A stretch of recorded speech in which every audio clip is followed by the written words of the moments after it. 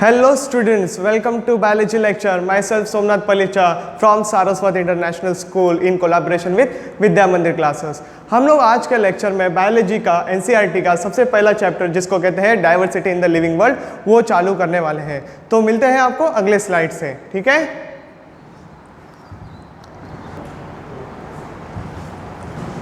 Hello students, जैसे कि हमने बोला था अभी कि हम लोग स्टार्ट कर रहे हैं 11 का फर्स्ट चैप्टर जिसको कहते हैं diversity in the living world. Okay, तो डाइवर्सिटी का मतलब क्या है? पहली बात ये ज़रूरी है समझना। डाइवर्सिटी यानी आप जैसे कि देख रहे हो, you are very familiar with the current situation also, और जो तुम लोग लोअर क्लास से पढ़ते आ रहे हो, सुनते आ रहे हो, तुम खुद भी नोटिस कर रहे हो जैसे कि there are lacks of species are available for the plants, animals, insects, है ना। ये सारे लोग हैं, मोलिस्का है, लोअर ऑर्गेनिजम्स है, प्रोकैरियोट्स है, यूकैरियोट्स है, bacterias are there, slime moulds are there, so many things are there.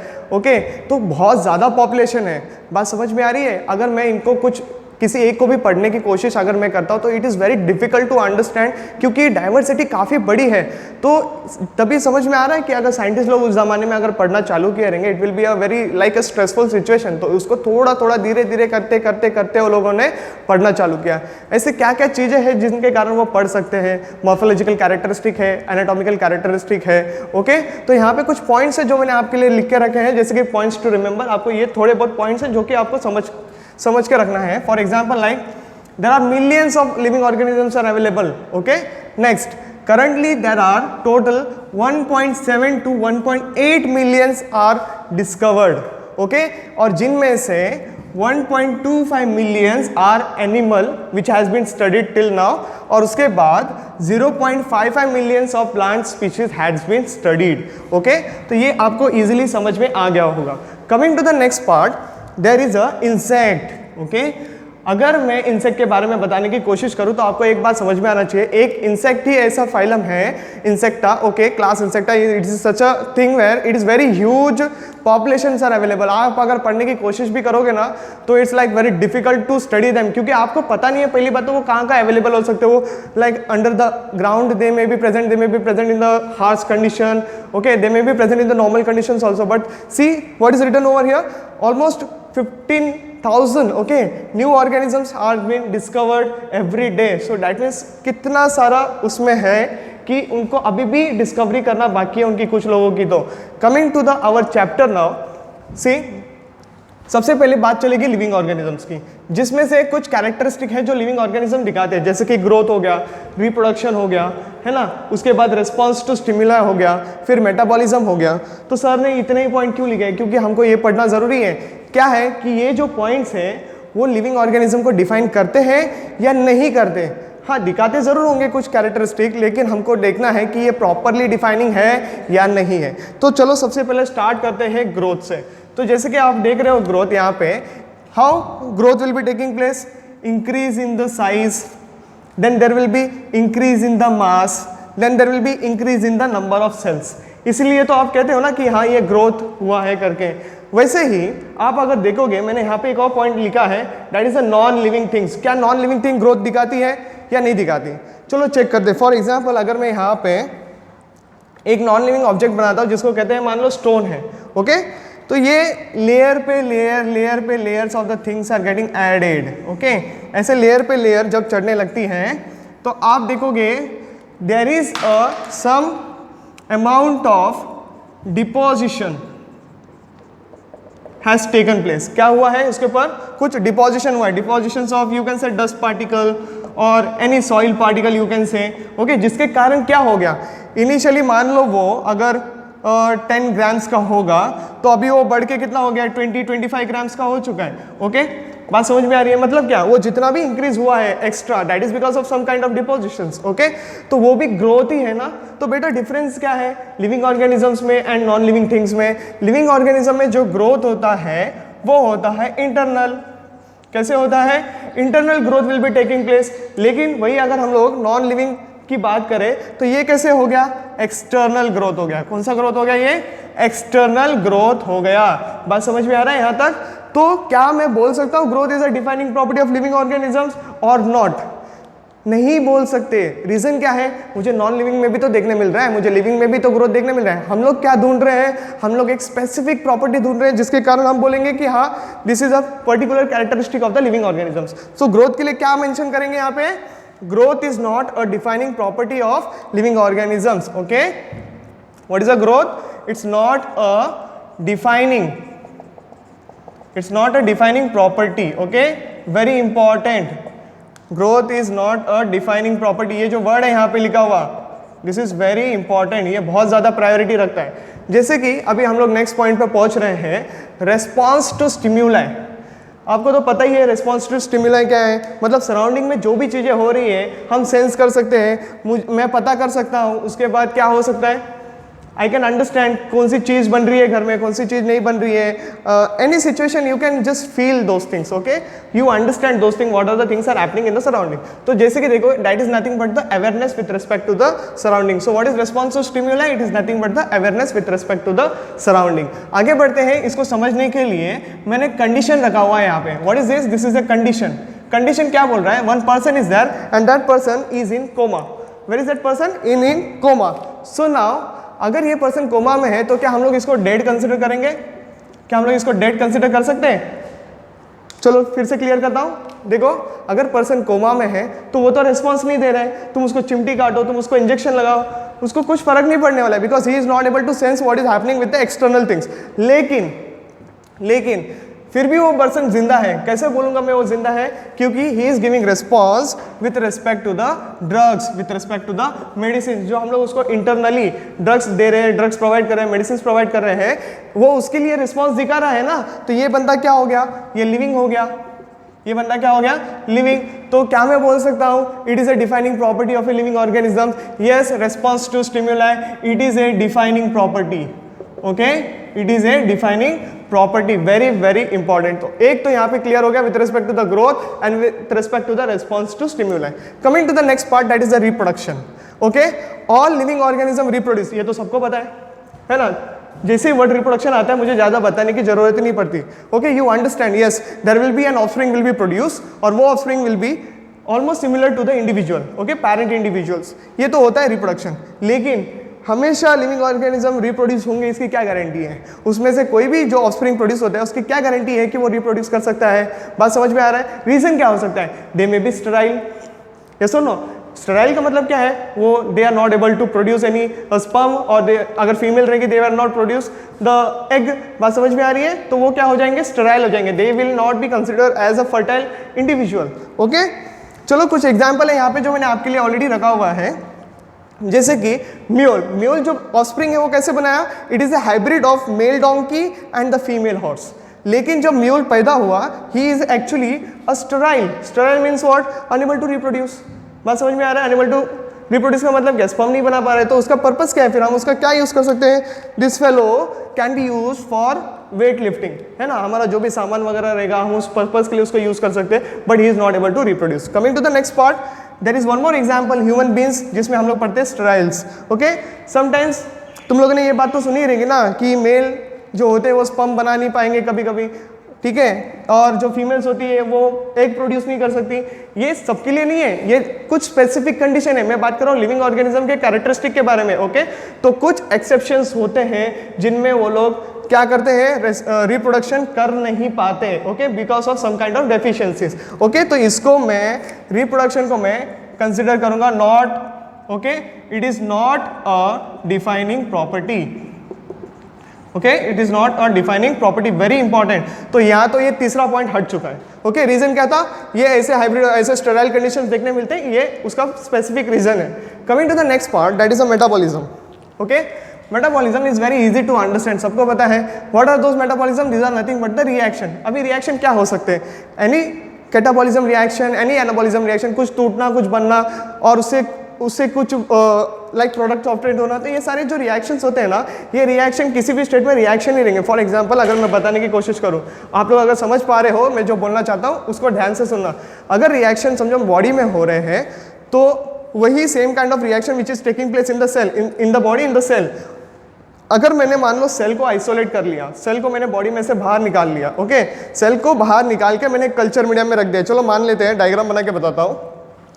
Okay, try to understand बेटा. Suppose this is a cell of the particular individual, और मैंने क्या कर दिया? इस सेल को एक कल्चर मीडियम में प्लेस कर दिया. क्या कर दिया, एक कल्चर मीडियम में प्लेस कर दिया। कल्चर मीडियम में क्या है, दिस इज कम से कम पूरा न्यूट्रिटिव मीडियम है। What is this area, nutritive medium. इसका यूज क्या है, न्यूट्रिटिव मीडियम यानी नरिशमेंट। ये जो भी नरिशमेंट रहेगा ये सेल रहेगा और इसे अपने लिए खुद के लिए एनर्जी बना सकता है, what ever will be that. Okay, मतलब क्या है, एक्चुअली काम हो रहा है, चाहे वो बॉडी के अंदर था तब काम कर रहा है, चाहे वो बॉडी के बाहर था, उसको एक कंडीशन दिया है तभी काम कर रहे हैं। मतलब रिएक्शन चाहे बाहर करो चाहे रिएक्शन अंदर करो, रिएक्शन तो हमेशा रिएक्शन ही होगा। इसलिए ये यहाँ पे इंपॉर्टेंट क्राइटेरिया माना जाएगा। Coming to the one more thing, that is, see, it is taking place in the cells, therefore it is also called as a cellular metabolism. Okay, यानी सेलुलर ऑर्गेनाइजेशन। ये बात आपको समझना है। तो क्या मैं मेटाबॉलिज्म को डिफाइनिंग प्रॉपर्टी मान सकता हूँ? बिल्कुल, it is a defining property. Okay, it is a defining property of living organism. Okay, very very important. तो आप लोगों ने अभी तक क्या क्या देखा, आप लोगों ने लिविंग ऑर्गेनिज्म के 4 कैरेक्टरिस्टिक को देखे हैं। जैसे कि पहला था, हम लोगों ने ग्रोथ को डिस्कस किया था, उसके बाद हम लोगों ने रिस्पॉन्स टू स्टिमुलाई डिस्कस किया, उसके बाद मैंने रिप्रोडक्शन के बारे में बताया और उसके बाद मैंने मेटाबॉलिज्म के बारे में बताया। अभी ये चारों में से जो डिफाइनिंग प्रॉपर्टी है वो है reproduction, sorry not a reproduction, response to stimuli and then there is a metabolism. ये 2 डिफाइनिंग प्रॉपर्टी है, बाकी 2 तो एलिमिनेट हो गई है। ओके, उसके बाद जो कुछ पॉइंट्स है जो कि आपको compulsory with respect to the NEET point of view important है, दिमाग में रखना है। ओके, मिलते हैं अगले स्लाइड पे। Okay,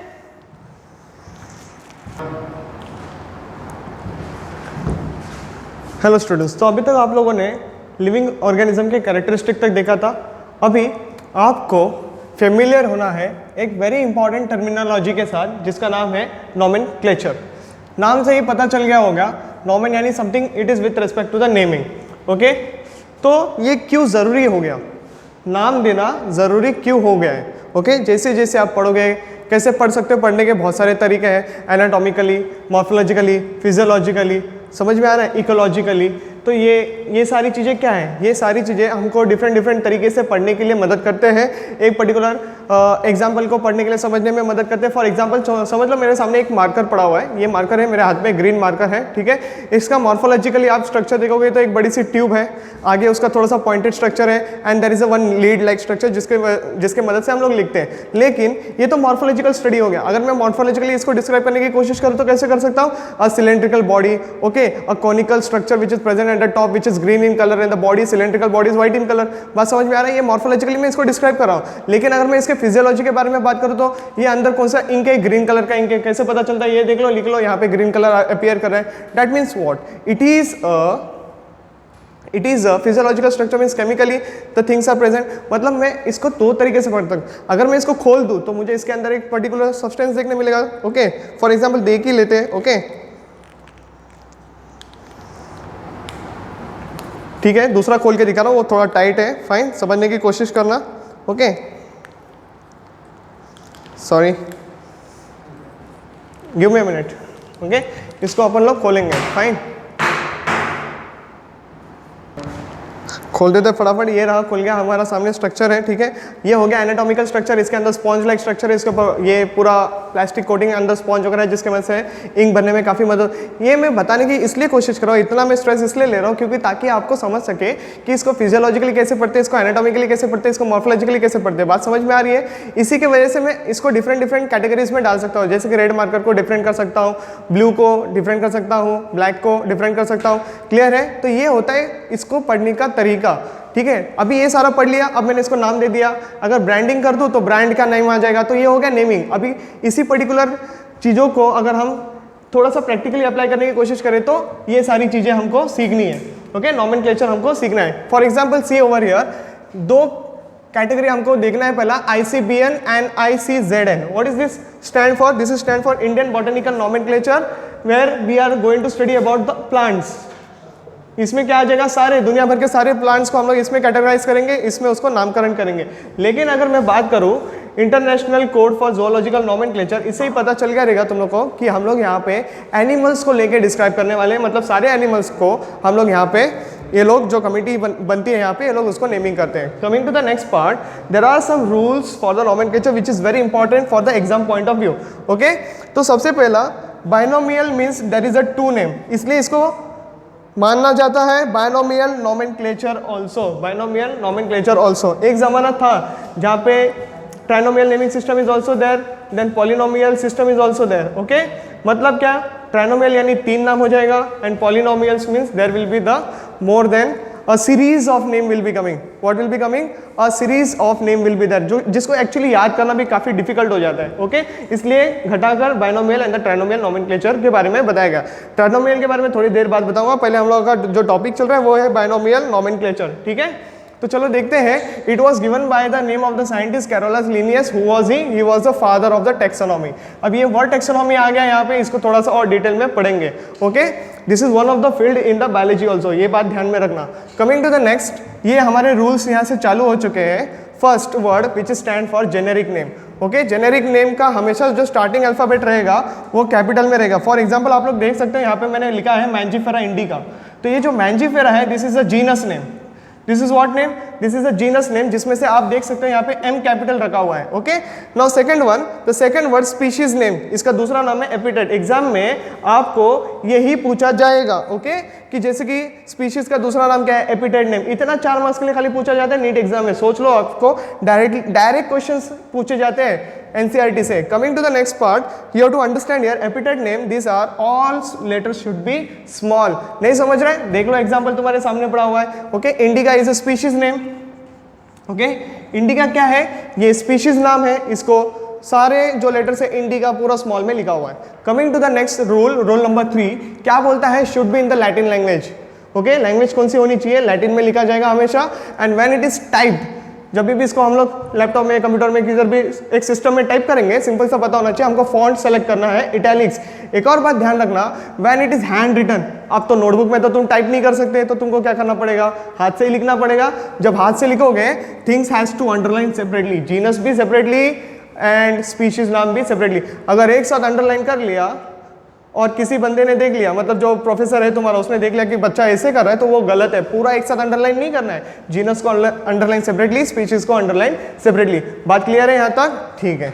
now coming to the next, more than 3 alphabet can be use for a genus and species also, but less than 20 alphabets. इससे आगे हमको बिल्कुल भी नहीं पढ़ना है, बिकॉज रूल है। Okay, coming to the next one, एक और बहुत अच्छा क्राइटेरिया दे के रखा है यहाँ पे रूल में। क्या बोलता है? At the end of the name the scientist name can be written. अगर मान लो मैंने किसी इंडिविजुअल के बारे में पढ़ना चालू कर दिया, पढ़ने के बाद में अगर उसको नेमिंग करना चाहता हूँ, तो मेरा नाम जो है वो पर्टिकुलर इंडिविजुअल के लास्ट में डाल सकते हो। फॉर एग्जाम्पल, ये जो लिन है, ये this is coming from the Linnaeus, where it has been came from the Linnaeus. तो मतलब क्या, लिनेयस जो बंदा है इसने मैंगो के ऊपर पढ़ना चालू किया था। क्लियर है? तो मैंजीफेरा इंडिका लिन ऐसे लिखा जाएगा। हाँ, अगर इसके बाद, अगर मान लो इसके बाद अगर किसी ने फिर से मैंगो को पढ़ा और उसको थोड़ा और थोड़ा सा डिफरेंट कर दिया, उसका नाम भी ऐड हो जाएगा, लेकिन that name will be called as a synonyms. क्या बोलेंगे उसको? सिनोनिम्स के नाम से पहचाना जाएगा। लेकिन एक्चुअल क्रेडिट तो लिन के पास ही रहेगा, क्योंकि he is the first person to study that particular organism. लेकिन अब इतना सारा हो गया ना, अब बात समझ लो कि नोमेनक्लेचर इंपॉर्टेंट क्यों है। क्योंकि अगर इतने बड़े डाइवर्सिटी को आप जब पढ़ना चालू करोगे, तो बट ऑब्वियसली एक साथ तो नहीं पढ़ सकते ना, धीरे धीरे पढ़ना पड़ेगा। सो आइडेंटिफाई करना पड़ेगा, फिर उसको नाम देना पड़ेगा, उसके बाद क्या आ जाएगा, उसको क्लासीफाई भी करना पड़ेगा। तो अभी जैसे कि हम लोग नाम तक पहुंच चुके हैं, आइडेंटिफाई करना सीख गए, जैसे कि मैंने आपको मार्कर खोल के दिखाया था, उसको पढ़ रहे थे हम लोग। ठीक है, अब क्या करना है? अब क्लासीफाई वगैरह करना रहता है। ठीक है, लेकिन उसके पहले मैं अगर क्लासीफाई में घुसूं, उसके पहले भी कुछ और टर्म्स है जिसको हम लोग अभी थोड़ी देर पहले पढ़ना, थोड़ी देर बाद पढ़ना चालू करेंगे। ठीक है, मिलते हैं आपको नेक्स्ट स्लाइड में।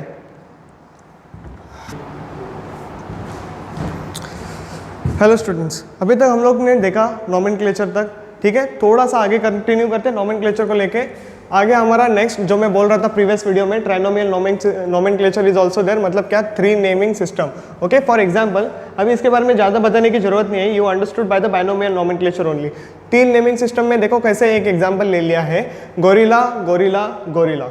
ओके, मतलब देखो यहाँ पे जीनस नेम गोरिल्ला है, स्पीशीज नेम भी गोरिल्ला है, and the sub species name, ये जो थर्ड वाला होता है, थर्ड कैटेगरी, इसको बोलते हैं sub species. Okay, the third category is also called as a sub species, तो वो भी गोरिल्ला है। बात समझ में आ रहा है? वैसे ही सेकंड एग्जांपल अगर आप लोग देखोगे, होमो सेपियंस, मतलब हम लोग ह्यूमन बींग्स, बट ऑब्वियसली बात है हमारा सब स्पीशीज अगेन सेपियंस। यहाँ पे एक नोट करने वाली बात है जिसको कहते हैं when genus and species names are same such condition will be called as a tautonyms. Marks कर लो, वेरी इंपॉर्टेंट क्वेश्चन बनेगा यहाँ से।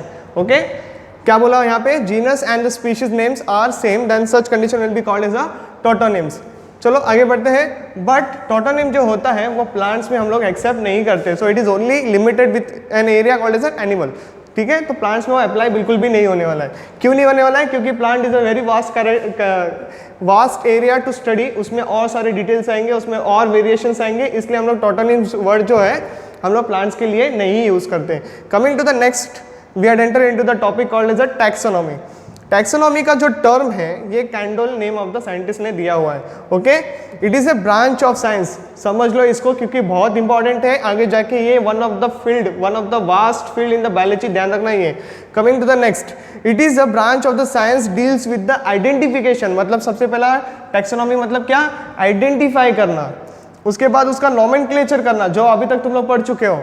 ओके एंड नेक्स्ट अभी उसको क्लासिफाई करना। ये तीनों चीजें जब साथ में आती है ना तब हम लोग कहते हैं टैक्सोनॉमी। मतलब क्या, आइडेंटिफाई करना, फिर उसको समझ लेना, उसके कैरेक्टरिस्टिक पढ़ना, उसको डिस्क्राइब करना, उसके बाद उसका नामकरण कर देना। नामकरण करने के बाद देखना कि वो कौन से कैटेगरी में फिट होता है, उस पर्टिकुलर रैंक में डाल देने का, ऑर्डर में डाल देने का। देखेंगे हम लोग ये सारी चीज़ें कैसे होगी, क्लासिफिकेशन सिस्टम कैसे काम करेगा, हम लोग इसके बारे में देखेंगे। ठीक है, तो ये होता है टैक्सोनॉमी के बारे में छोटा सा डिस्क्रिप्शन देके रखा है। Coming to the next word which is very important with respect to the NEET point of view, जिसका नाम है सिस्टमैटिक्स। सिस्टमैटिक ये जो वर्ड है ये फर्स्ट यूज किया गया था लिनेयस ने अपनी बुक में। ओके, लिनेयस सर ने यूज किया था अपने बुक में। क्या बोल रहे थे वो? बुक का नाम है पहला तो Systema नेचुरे। Okay, what is the name of the book? Systema नेचुरे, in which he has discussed about 4326 animal species. Whose species? Animal. Okay, which species? Animal species has been described in that particular book.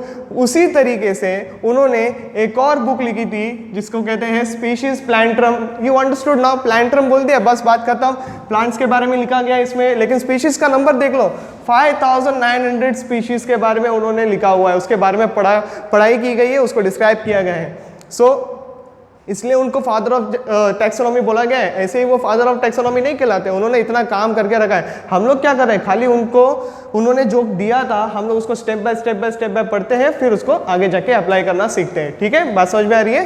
Coming to the next, systematic जो है ये बहुत important है। क्यों? क्योंकि यही मदद करेगा study of taxonomy and evolutionary relationship between an organism. बात समझ में आ रहा है? अगर मैं किसी ऑर्गेनिज्म को पढ़ाई कर रहा हूँ, किसी ऑर्गेनिज्म पे पढ़ाई कर रहा हूँ, तो मैं उसके सारे कैरेक्टरिस्टिक को ध्यान में रखूंगा, सारे चीज़ों को इंपॉर्टेंस दूंगा और देखूंगा कि वो आने वाले चीज़ों में मतलब क्या इवोल्यूशनरी कैरेक्टरिस्टिक दिखाएंगे। इवोल्यूशनरी कैरेक्टरिस्टिक का मतलब क्या है? इवोल्यूशनरी कैरेक्टरिस्टिक का मतलब ये काइंड ऑफ म्यूटेशन होना। Okay, and that mutation should not be dangerous mutation, it will be a good mutation you can से, जिसके वजह से स्पीशीज में थोड़ा सा चेंजेस आता है and that changes is responsible, मतलब क्या, हेरिटेड होता है। Okay, it is a herited from one generation to the another generation. बात समझ में आ रही है? मतलब क्या, ये इवोल्यूशन जो हुआ है, जो म्यूटेशन हुआ था जिसके कारण इवोल्यूशन होता है, वो एक बोलते हैं ना एक्सेप्टेड कैरेक्टर है, जिसके कारण ही तो वो सर्वाइव कर पा रहे हैं। डार्विन सर ने बोला था ना, लाइक आज ही देख लो कोरोना वगैरह चल रहा है तो सब लोग जो बाहर निकलेगा वो तो जाने वाला है और जो घर में रहेगा वो सेफ है। मतलब क्या है, जो इवोल्यूशन दिखाएगा और वो एक्सेप्टेड रहेगा तो but obviously it will be going ahead. Okay, next यहाँ पे बात करते हैं सिम्पसन के बारे में।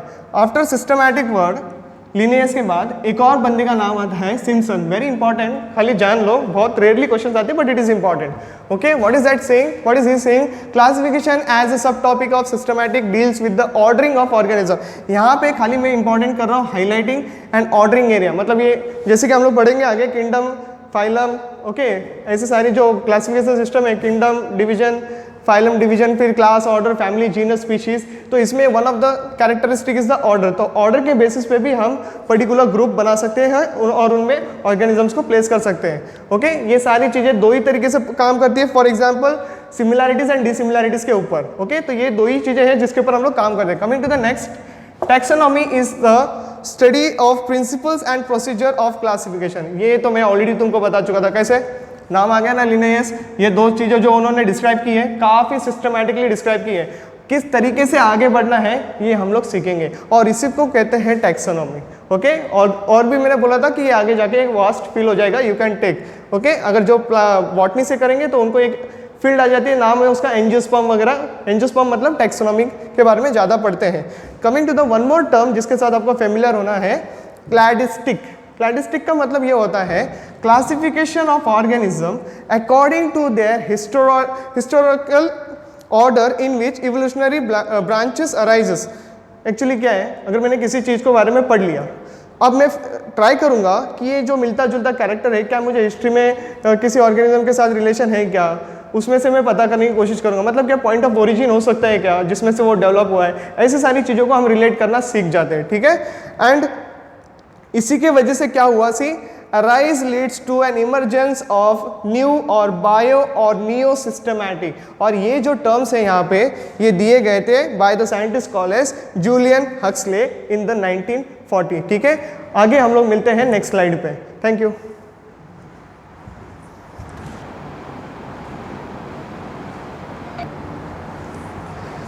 तो यहाँ तक तो चीज़ें आपको बहुत अच्छे से क्लियर हो गई रहेगी। आप एक काम कर सकते हो, after this explanation you can take the screenshot, या फिर आप लोग लेक्चर होते हुए नोटबुक लेके बैठा करो, ठीक है, इजी हो जाएगा।